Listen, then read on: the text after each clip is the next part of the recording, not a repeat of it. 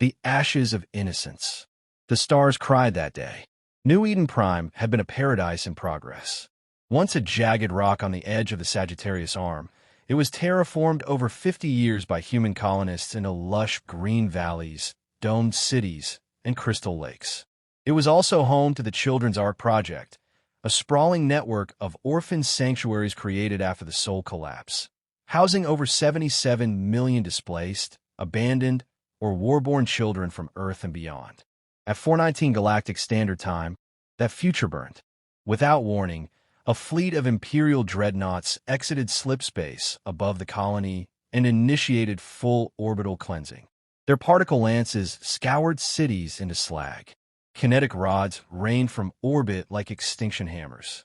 Automated satellites recorded the horror, but the Empire's jamming ensured the screams never reached Earth until it was too late. By the time the UTA's emergency response drones arrived, there was only ash and bones, tiny bones. Across Terran systems, news broadcasts cycled through sanitized headlines. Galactic Empire confirms strike on hostile breeding facility. UTA accuses Empire of cultural genocide. Galactic Council calls for investigation into human claims. But no one needed investigations. They needed vengeance. Admiral Reyes stood before the United Terran Alliance's War Council in Geneva's Spire, eyes hollow with grief and fire. His voice cracked only once when he uttered the number. 77 million, he said. Children. Gone. Burned. Vaporized. And they smile while the Senate evaluates diplomatic pathways. He threw down a data slab. This isn't politics. This is blood. Senator Mahari, usually a voice for peace, could barely speak. We're not ready for war on this scale. Reyes turned slowly. We don't need armies. We need monsters. A silent, collective realization passed through the chamber. It was time. Deep beneath Mars Olympus Mons Defense Complex, in the vaults labeled Black Vault Sigma 9, two cryopods stirred for the first time in nearly 3 decades. The first was sleek and tall, its reinforced glass etched with military runes long since erased from public record. The occupant inside was still as a statue, a figure clad in cybernetic exomuscle, black plating covering every limb. A helmet fused to its skull lit up in a pulsing blue line across the visor as it powered on. Designation: Project Nightmare. Alias: The American Nightmare. The second pod was colder, not by temperature, but by the presence it exuded. Inside lay a woman, small, almost fragile-looking, with jet black hair and faded scars trailing her arms and neck like forgotten battle maps. Her heartbeat was slow, deliberate, and eerily calm. Designation: ASH 41YA.GA. Alias: Baba Yaga. A technician swallowed nervously as both pods unlocked. Are we really doing this?" he asked. Dr. Solomon, lead resurrection protocol officer, replied without blinking. "They killed children. Even they deserve to know what fear feels like." In a briefing room lined with relics of wars long buried by bureaucracy, Reyes stood face-to-face with the two most feared assets humanity ever built. The Nightmare stood motionless, his form wreathed in the flag of old Earth, now restored from the archives, draped across his armored shoulders like a judge's cloak. Baba Yaga wore a matte black bodysuit in silence. She had no questions, only objectives. Reyes spoke directly. "Your mission is not retaliation. It is reckoning." He tossed a hollow projector onto the table. It ignited, showing planetary maps, fleet routes, and intel nodes. "You will infiltrate, sabotage, assassinate, and annihilate until the Empress herself feels your breath down her neck. Leave a mark they'll never erase, and make sure they know why." The Nightmare finally spoke, his voice like gravel run through steel. "You want symbols?" "No," Reyes replied. "I want them to wish they never found us." Baba Yaga's lips moved for the first time. She whispered in a dead tone, "Permission to hunt." Reyes nodded. "Granted." Aboard the UTA stealth corvette Vengeance Protocol, both operatives stood side by side as the ship prepared to breach Imperial border space. Through the viewports, the stars seemed to stretch endlessly. a peaceful lie above the ruins of humanity's trust. 77 million, the nightmare said. They won't even leave smoke. Baba Yaga held a small item in her hand. A child's toy, charred, melted, but intact enough to recognize as a stuffed rabbit. She didn't speak. She didn't cry. She loaded her weapon and holstered a blade across her back. Behind them, the ship AI intoned coldly. Jump in T-minus 60 seconds. Destination: Imperial Resource World 14D. Objective: total erasure. As the stars twisted and space folded inward, the American Nightmare and Baba Yaga vanished into slipspace. Two shadows bound for the heart of a galactic atrocity. And this time, humanity wasn't coming in peace. Fire in the veins of stars. They thought humanity would grieve. We were sharpening our knives. The Imperial Resource World 14D was a sterile sphere of gray, wrapped in steel. A mining colony stripped of personality, its surface buzzed with digger drones, freight haulers, and the overseers who worked them to death. Children weren't supposed to be here, but they were. Used as expendable labor, fed nutrient slop, beaten for slowing down. The Empire hadn't stopped with New Eden Prime. 14D was another unspoken graveyard. That's where the nightmare began. The station's control tower flickered once. Power grids stuttered. By the time the alarm klaxons activated, Section 3 was already gone. 17 guards, first shift commanders, and a black site warden, all found in pieces, strewn across steel corridors like spilled meat. The internal surveillance logs later revealed only this: two silhouettes emerging from shadows, one armored in jet black, faceplate lit with eerie blue eyes, the other a lithe woman with braided hair, walking barefoot through blood like it was carpet. Baba Yaga didn't shoot unless she had to. She preferred close quarters and silence. One flick of her wrist, and a vibroblade was in the soft spot under an Imperial lieutenant's chin, coming out through the back of his skull. The American Nightmare walked like a storm. He tore through powered armor like paper. His fists crushed windpipes. The cape, the American flag, dragged blood across the floor as he moved. Overwatch AI. Security response en route. Level 5 containment activated. Too late. The pair entered the data core before resistance could mobilize. Nightmare rammed a pulse grenade into the server heart, then turned to Baba Yaga. You have 5 minutes. Copy. She nodded once. She had memorized every layout, every prisoner manifest, every smuggled report. Room 213B, the child pens. When she entered, a young girl no older than 5 looked up, her face smeared with grease and dirt. She didn't cry. She just stared, too numb for fear. Baba Yaga removed her rebreather. Cover your ears, she whispered. Then she painted the walls with the guard's blood. Outside, the nightmare stood in a hallway of fire. Imperial response troops, at least 30 strong, fired from both ends of the corridor. Plasma rounds sparked off his armor, but none found purchase. He activated his left gauntlet. The sound it made was mechanical thunder. A single sweep, and a wave of 4 sent soldiers flying. He stepped forward, slow, methodical, unstoppable. By the time Baba Yaga returned with the children, dragging a security officer by the collar, the only sound left was crackling fire. Coordinates, she said to the officer. He spit in her face. She carved out his eye and asked again. That night, the Imperial Planetary Governor received a package, a black box. Inside was the officer's eye. Inside the eye, a data spike. Inside the spike, footage of the massacre, raw and uncut. A child's voice ended the video. You're next. The news spread in whispers. No official broadcast carried it, but the undernet was flooded. 2 figures. No insignias. No mercy. They called them ghosts or demons. But one name kept returning from dark history archives, the American Nightmare. Supposedly executed decades ago after the Soul Reformation trials. And the other? No name. No background. Just a code name from the early ghost programs. Yaga. Death in girl-shaped skin. Imperial systems across 4 sectors raised security levels. But it didn't matter. The next 5 worlds fell in silence. Power stations failed without warning. Fleet refineries exploded from inside. Governors were found with child-sized handprints burned into their office walls, and no guards left alive.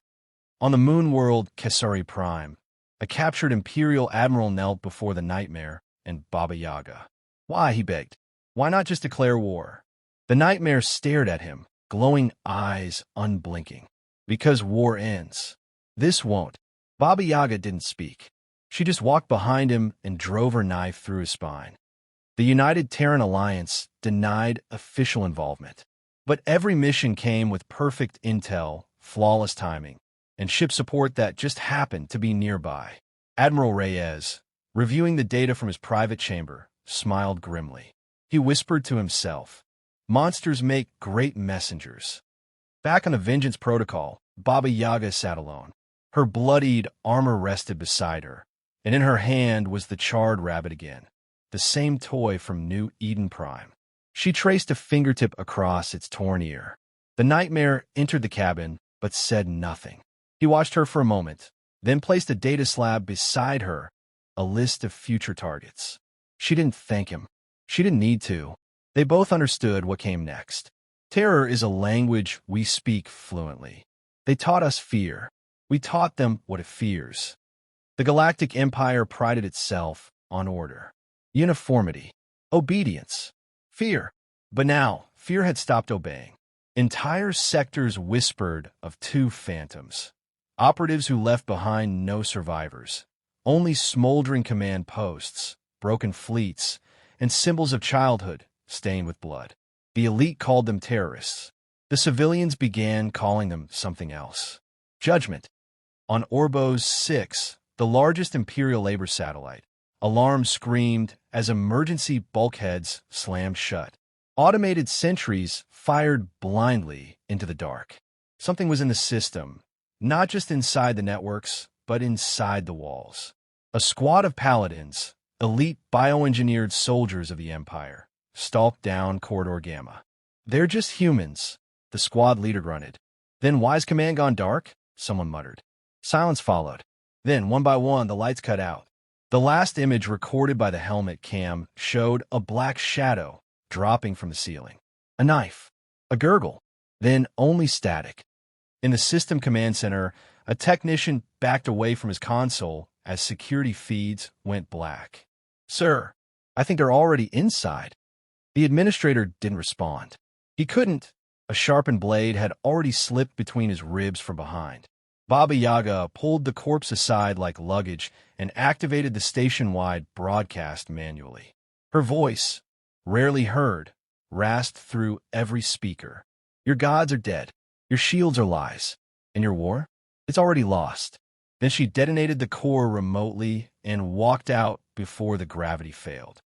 Elsewhere, in the hollowed caverns of Luxera Prime, the American Nightmare faced down an armored dropship squad. 40 men, plasma rifles, riot shields. He didn't move when they opened fire. His kinetic barrier took the first salvo. He waded forward like a mountain moving through smoke, crushing one man's skull with a punch, hurling another into a reactor core. He was faster than anything that size should be. Brutal, mechanical. When the last soldier begged on his knees, the Nightmare lifted him by the throat. "You serve the Empire? I was just following." Snap. Wrong answer. The galaxy began to fracture. Neutral planets began closing their ports to Imperial ships. Fringe colonies, once terrified of human barbarism, now sent quiet tributes of data to UTA comm relays. Rebellion ignited like dry grass. And within the Empire's core, panic. In the Empress's crystal tower on Elysium Prime, panic was never shown, but it had settled in the walls like mold. High Admiral Krell stood before the throne, sweating beneath his ornate armor. "Your Grace," he said, "we have lost 19 stations, 47 officers, and 3 governors in under 5 weeks. The incidents are surgical, targeted, each time just ahead of our response. These 2 are being guided." The Empress rose from her throne, pale skin, eyes cold and metallic. Her voice rang like sharpened glass. "And you still haven't caught them?" Krell lowered his head. "No, Your Grace." The Empress gestured. 2 guards dragged him away. He screamed for mercy until the doors sealed. She turned to her Praetorian AI. Release the Revenant Protocol. Bring back the Black Paladins. The AI paused. Your Grace, the Black Paladins were disbanded. Too unstable. So are the humans we're fighting. That same night, in orbit over a gas giant, the Vengeance Protocol sat cloaked in the planet's magnetic storms. Inside, the Nightmare watched archived footage, the orbital bombardment of New Eden Prime. Frame by frame, again and again, children disintegrating in flashes of light. The screams muted by space. Baba Yaga approached silently and placed a file on the table. Black Site Delta. They moved some of the children before the purge. Kept them for testing. The Nightmare's jaw clenched. Where? She pointed to a cluster of systems once marked as non-essential. Far from military lanes. Forgotten. How many? He asked. Maybe a few hundred. Then they get to live. The next mission wasn't annihilation. It was extraction. The black site was hidden beneath the ice shelf of Varnak. 12. A cold moon with no strategic value. That's what made it perfect. As they breached the facility, alarms didn't sound. There was no time. One moment it was quiet, and the next, the doors were caving in and guards were flying. The children were kept in cryotubes. Some were conscious. Some had surgical scars. All were afraid. Baba Yaga kneeled beside one boy who couldn't speak. He gripped her hand tightly. It's over, she told him. You're going home. When the UTA received the transmission, Admiral Reyes personally signed off on their exfiltration. He stood before the War Council later and delivered a simple report. The monsters we buried are doing what diplomats never could. The Empire is bleeding. The people are watching. And fear is finally on the right side. That night, in her private quarters, Baba Yaga opened a metal case. Inside was a single ribbon, scorched, pink, faded. It had once belonged to her sister. A sister who died in a camp, not unlike the one she now destroyed. She tied the ribbon into her braid. Not for sentiment, for memory, the kind that survives fire. Only monsters can kill monsters. You want a war? You got extinction. The Empress stood on her balcony as Elysium Prime's twin suns bled across the skyline, gilding her world in orange fire. It was meant to be a symbol, the capital of the Empire, the heart of its supremacy. Now it was a target. Reports poured in, planetary blockades falling, military governors defecting, even imperial children being smuggled into UTA space for protection. The galactic narrative had flipped. The galaxy didn't fear the Empire anymore. It feared them. The Vengeance Protocol emerged from stealth behind Elysium Prime's moon. The final mission had begun. In the command deck, Admiral Reyes' voice came through encrypted comms. This is unsanctioned. No treaties. No rescue. You go dark. You stay dark.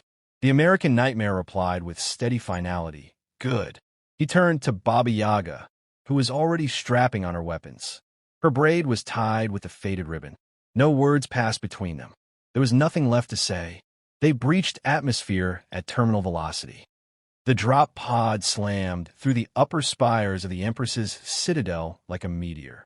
Shards of marble and steel exploded outward as the capsule cracked open, and the American Nightmare emerged first. A juggernaut wrapped in the colors of a nation long buried, with a shotgun that could breach tank armor. Baba Yaga followed, silently, stepping into chaos like a ghost born of smoke and vengeance. Alarms screamed. Drones converged. They didn't last 3 seconds. The pair carved their way through the Empress's palace like a scalpel through rot. The guards were elite, genetically enhanced, cybernetically refined, trained since birth. It didn't matter. Baba Yaga slipped through them like a shadow in a hurricane, her blades finding every weakness, every throat. The Nightmare stormed halls like a tank with a soul, turning advanced armor into scrap with bare fists and heavy rounds. One lieutenant tried to negotiate. The Nightmare broke his jaw and kept walking. The Empress activated the Citadel's final defense, the Obsidian Seraph, a 9-foot warborn. The Empire's last super soldier, armored in neutronium mesh, eyes burning red. It roared down the throne hall like a titan. The American nightmare stepped forward to meet it. The clash was seismic. Fists shattered stone. Blades sparked against unbreakable armor. The Seraph was fast, faster than any previous enemy. But it wasn't furious. The nightmare didn't fight for orders. He fought for the vaporized faces of 77 million children. He caught the Seraph's punch, crushed the forearm servo, and drove his elbow through its core chest plate. Sparks. Smoke. Silence. He stood over the twitching wreck and whispered, "Not enough." In the throne room, the Empress waited. Baba Yaga entered first. The marble was pristine, cold, imperial, so clean it felt offensive. The Empress didn't rise. "You're just ghosts," she said. "My empire will bury you in time." Baba Yaga walked slowly across the polished floor, blood still dripping from her blades. "I buried your gods in fire," she whispered. "Now I'll bury you in truth." The Empress drew a blade of living light. Baba Yaga drew 2 knives. They met in a flash of sparks and fury. The Empress was fast, trained in over 60 martial forms, enhanced with precision reflex codexes. But Baba Yaga didn't fight with style. She fought with rage. She fought like the scream of a child being silenced. A knife slipped past the Empress's guard and sank deep into her thigh. Another sliced her cheek. She shrieked and countered, drawing blood, but Baba Yaga didn't flinch. "I remember my sister's face," she hissed. "Do you remember any of theirs?" The Empress lunged one final time, and Baba Yaga stepped through the strike, stabbed her through the side, twisted, and let her fall to her knees. The Empress coughed blood. "You're a monster." Baba Yaga leaned in close. "So were you. I'm just better at it." Then she opened her palm. Inside it was a hollow projector. It played a single image, a burned teddy bear. The last thing the Empress saw before Baba Yaga ended her was the face of her own legacy, staring back. The UTA released no official statement. The Empire didn't respond, because there was nothing left. Epilogue. Months passed. The Galactic Senate disbanded. The Empire splintered into fractured client states. War crimes tribunals spread across known space, but they were formalities. Everyone already knew who had delivered justice. The American nightmare was never seen again. Baba Yaga disappeared into the ungoverned systems. But stories remained. Of 2 humans who walked into the maw of a galactic god kingdom and tore out its spine. In a quiet orphan home on Europa's 7th colony, a little girl asked the caretaker, "Is it true they were real?" The nightmare and the witch. The caretaker smiled, brushing the girl's hair back gently. "Oh, they were real, sweetheart. Very real." "Were they heroes?" "No," the caretaker whispered, eyes distant. "They were what heroes called when hope wasn't enough.